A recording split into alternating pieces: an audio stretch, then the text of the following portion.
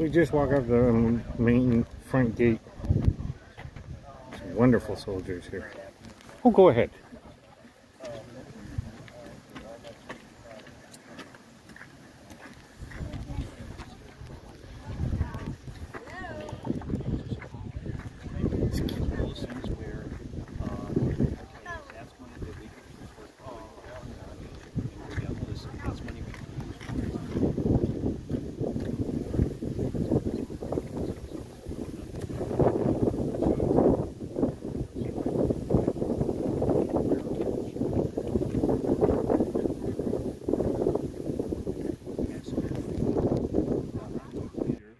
Oh, that's okay.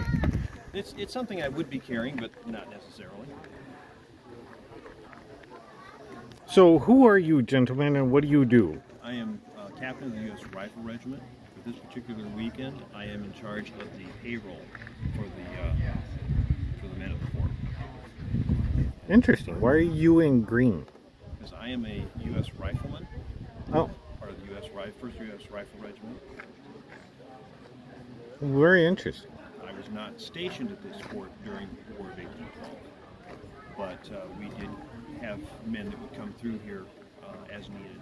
Most of our activities were east of the Mississippi. Okay. Well, this is absolutely wonderful. And you, sir, are? I am a private with 1st Infantry. So you're actually stationed here? I am actually stationed here, sir. Oh, very nice. And so you're regular soldier? Regular soldier, yeah. Kind of like the gentleman standing behind you. Right. Exactly. I'm private, the U.S. 1st Infantry, and I'm wearing the 1813 uniform. And during the War of 1812, there was actually 3 different uniforms. And I'm wearing the 1813. Oh, okay. So what would be different between the other two? So the 1810, if you can think of like the Nutcracker, it's kind of like that. It's very fancy because we weren't at war yet. Okay, so it's a very, very fancy uniform. It was red, it had red accents and a blue coat, and it had piping and all this stuff. And then we came up with what's called a transition code, so we simplified things because in wartime you have to make more uniforms, right? You don't want to be complicated.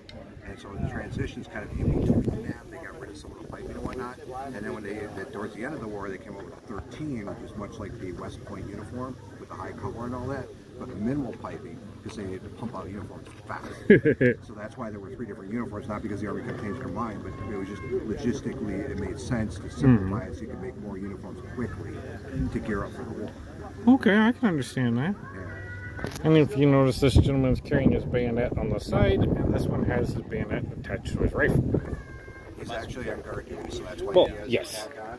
My pack is in is ready to go, but it's in my barracks. Yeah. I'm not on guard duty. So he's got his canteen, he's got everything he needs to, if there were an enemy coming at us, he could either come sound the alarm, or he's kitted out to actually be on the move to go. I'm guessing he would go... Actually a musket. Oh. And a musket is what the regular infantry would wear. The gentleman who was here with the green uniform, he would actually, his unit would be armed with rifles. Oh, okay. The gentleman over there, the range over there, he has a rifle. So rifles are obviously not their rifle. They're more accurate than yards, but it takes longer to load them. Muskets, because they're smooth bore, the balls are actually undersized for the bore. Yeah. Because as you fire that gun, it follows up. And the more rounds you can put down there without having to clean the bore, the better in combat, right? So basically, they're designed where the ball is undersized, so as it follows up, you can still get the ball down there, but it's all about rapid fire. It's volley fire. Yeah. So guys would line up in a line, and we'd be told to fire as an entire company, or maybe half of the company, and when the one part gets unloaded, they start loading, then the back would fire, so you have a constant cycle of fire. But it's all about, I wouldn't be aiming at a person down there if there's an enemy down there. I'm just shooting in that direction. It's all about just putting lead down range as quickly as possible. Yeah. You'll notice a musket doesn't have a rear sight. Whereas the rifles always have a rear sight. Oh, okay, okay. The rifle will fire real accurately. And it's padded, so it fits the bore really tight. So it's actually up to 300 yards. These are about 70 at best. Okay, okay. Well, thank you, gentlemen. You're very welcome. Okay. We're told to private ready, so that's where I bring the gun down. right now this is called the pan right here that's closed. I bring this open. So now I can see the pan, because that's where I prime it. Then I come back, take a cartridge, rip it off, pour just a little bit in here. Then take my fingers here on the frizzle, bring that back. Then we're told to cast about. So that's when the weapon comes down like this. Before it goes back, I would put the rest of it down. The ball would be at the bottom of the cartridge. And I basically take that whole thing, put it in there.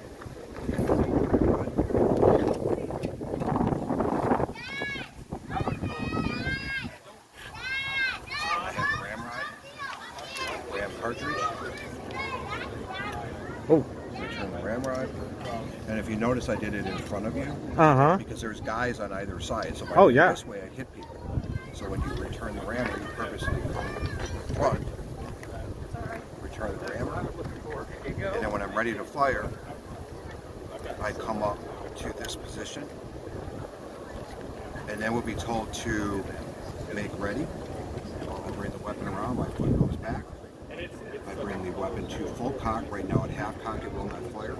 I bring the weapon to full cock. There will be a take aim.